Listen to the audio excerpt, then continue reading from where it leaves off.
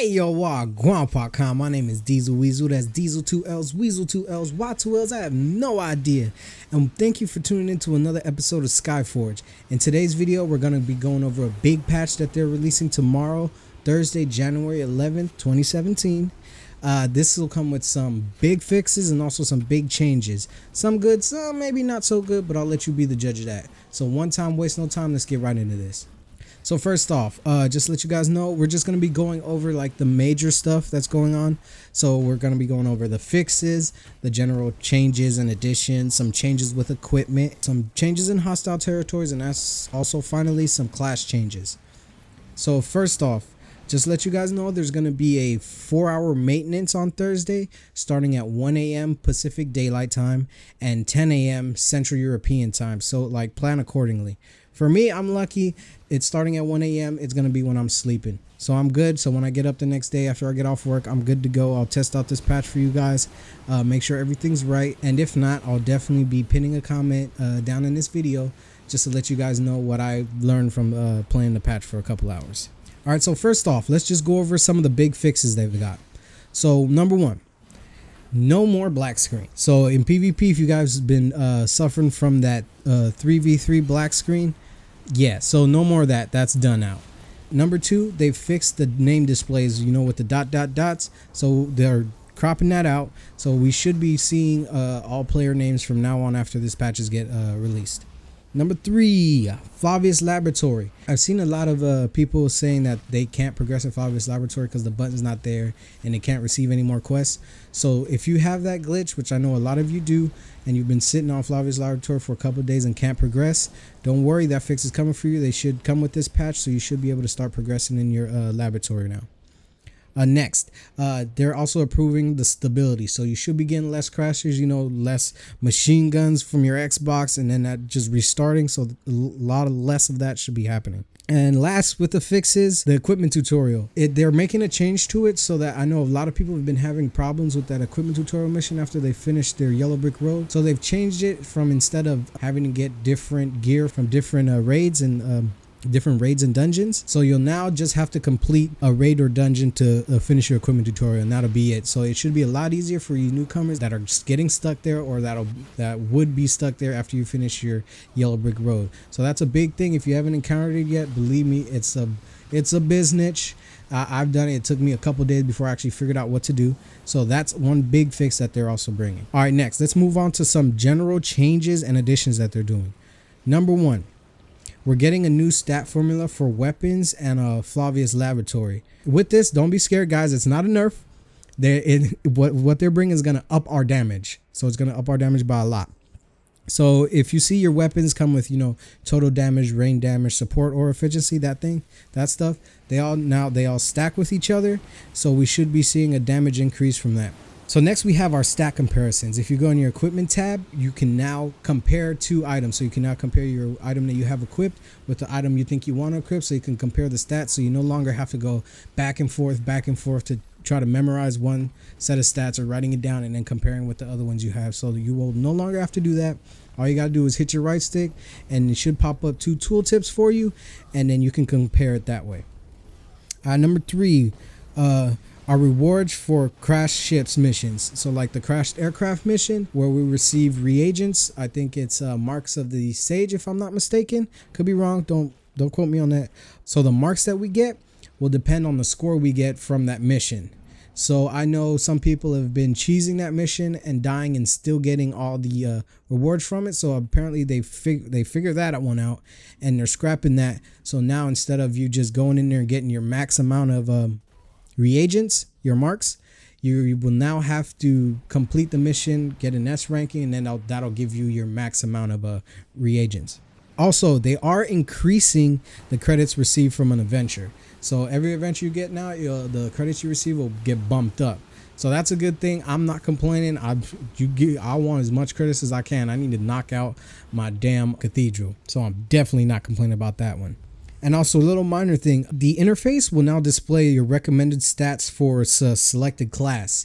So whatever class you have selected, the interface should now be telling you the stats that you want to aim for that class, like whether it be DPS, tanking, or support, it should tell you which stats you want to shoot for. Number 6. Oh, they're also changing the way you receive Victor Medal rewards from your directives. So they'll now be given in a rewards for service chest, just similar to the way you get construction materials. So, you know, when you finish your directive and they give you those 3 bonuses, the 500 sparks, the construction material, and also the Victor medals. So, you know, when you have to open that chest to get the construction material, it'll, I'm assuming that it'll now be the same for your Victor medals. So they'll give you a rewards for service chest. You open that chest and you'll now get your Victor medals out of that.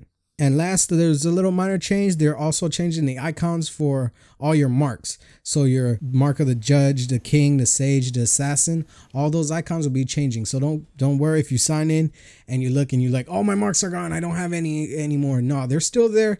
They just changed the icons. So just look for that. Now let's get into a little bit more of the exciting stuff. Changes to equipment. With this patch comes the new reroll stat feature. So now you can start rerolling some of your stats and your stat percentages of your gear. So if you've got some gear that you're wearing right now that it has a perfect stat of 1 and some crap stat you didn't want, but you just kept it just because it had that one perfect stat, couldn't find nothing to replace it. Now, instead of going out to farm gear, you can actually start re-rolling those stats. Obviously, it'll come with the cost that they haven't mentioned yet, but I assume PC and PS4 players have already got that, so we'll look into that a little bit more. But that's great for us. So it's no longer tossing gear constantly. Oh, no max stats, no max stats, no max stats, not perfect drop. So now we don't need to worry about getting perfect stat drops on your gear. So now you'll be able to re-roll each stat accordingly. So number 2, they're increasing the chances of getting higher integrity on your mythic gear, even max. So now when you get drops on mythics for like mythic gems and mythic jewelry, they have a higher chance of coming with max integrity. You'll be investing less in your mythic equipment to max them out. So next, we're also getting a reduced chance of getting low multiplier stats on our gear. So we have less chance of getting crap stat percentages. So our crit damage ones, the ones that we're all shooting for, will now have a higher chance of getting better stat percentages or even getting the perfect stat drops. So the next one's a little doozy. We're getting a drop in the amount of pure matter we get from selling epic gear. So now when we sell epic gear, it'll give us a lower amount of pure matter. That kind of sucks.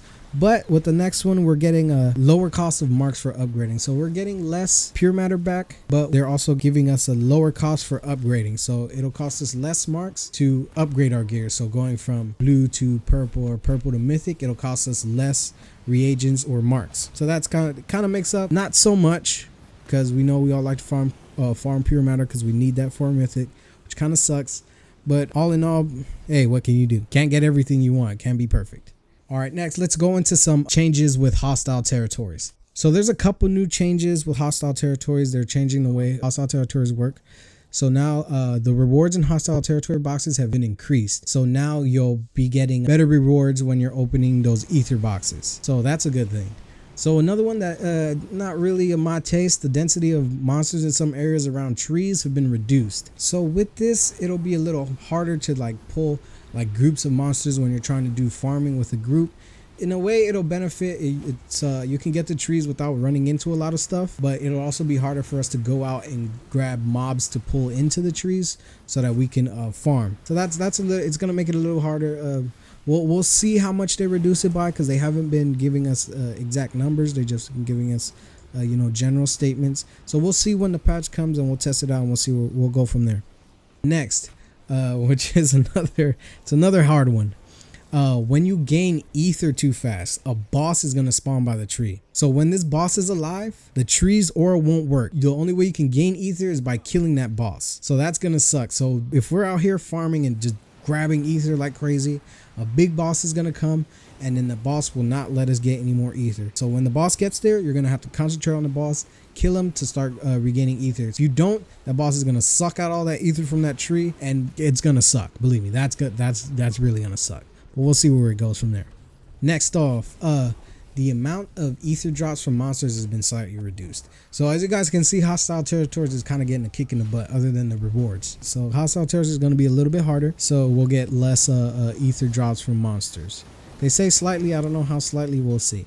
Oh, and last but not least, from hostile territories, they're also changing the daily limit of ether to a weekly limit. So instead of you going there to farm every day, You can farm as much as you want for one day, and then go back and just make sure you farm up the max amount for that week. So you can spend a longer time in hostile territories if you want.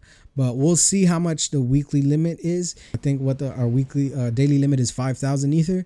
So if they change it and they make it 7 times 5 is 35,000. If they do that, that'll be fine. So you can farm out more ether in a day or two, and then don't have to worry about going back to hostile territories for the rest of that week until they start up again. So you can take that one with a grain of salt. It could be good, it could be bad. We'll see on what that weekly limit is, and that'll determine if this is a good one or this is a bad one. And finally, last but not least, let's go into some class changes. Let's start with the Revenant. So first off, guys, I know a lot of you know that this Revenant nerf is coming. Luckily, for some, it is not in this patch. So big news, the Revenant nerf is not in this patch. So we're eventually gonna get it, just not tomorrow. So with the Rev just comes some visual changes. They fixed an issue where you break in the destruction ability did not stop the precast sound. So it's just a sound change that they're fixing. They're also fixing an issue causing several players could have their Revenant Temple disappear, which sucks. Some players haven't been able to get the Revenant if they've been trying to grab it or been trying to purchase it through the temple. They haven't been able to do that. That didn't happen to me, so I lucked out. If they're fixing it, it's because some of you guys had that problem, and I'm sorry you guys had that problem, but now it's done, and now you can get your Rev class. And they have also removed the ultimate ability effect orientation relative to the surface. So what they're saying pretty much is that they're just fixing, maybe there was some glitch when you're using your ultimate ability, clipping into somewhere or something. So now that's fixed. And that's it for the Rev. Nothing else. No stat changes, no anything. So let's move on next to the Knight. The Knight has a little, pretty much just one change with its skills. So now there's an issue where you could have used the Battering Ram without any dash charges. So now you're going to need your dash charges to use your Battering Ram ability. So if now you guys that love playing tanks and playing Knight, just keep that in mind. You're going to need dash charges to use Battering Ram, and that's it. Lightbinder has two changes that they're doing. They fixed a bug where the selected weapon did not allow the use of abilities when the Spirit of Light was triggered. So that's fixed. So now you'll be able to use your abilities. If you have that glitch, now you'll be able to use your abilities after you triggered the Spirit of Light. And also they fixed the issue where damage to shields was not displayed, which is pretty much basic. It's just a display thing. So that's about it, guys. If you guys want to take a look at these patch notes for yourself, I will put them down there in the description, the complete list of everything. There's some stuff in there that I didn't cover, some minor things. I just pretty much tried to cover all the big things for you guys. So check down there in the description. Also, if you want to, you can check out the Discord. I'll also put that in the description as well. It's great. This is where I got the patch from, got all the notes from. It's a good thing to look into. There's a lot of people on there, some people helping other people. Pretty good community. So if you want to, you can check that out. And that'll be it for this video, guys. If you liked it, hold LT and RB and smash that like button. Go down in the comments. Let me know whatever you liked from this patch, stuff that you didn't like, things that you think they missed. Hit us up in the comments. Together, we can take this to the devs and make sure they do fix some stuff. Because also, I know that 9,000 mythic things that we still can sell will not be in this patch. Confirmed, will not be fixed in this patch. So we can get stuff like that to the devs, and then we can make sure that they do know some problems that we're facing and they haven't realized yet, so that they can fix this. Oh yeah, and don't forget, my name is Diesel Weasel. That's Diesel 2 L's, Weasel 2 L's, Y 2 L's. I have no idea. And have a great day. Peace.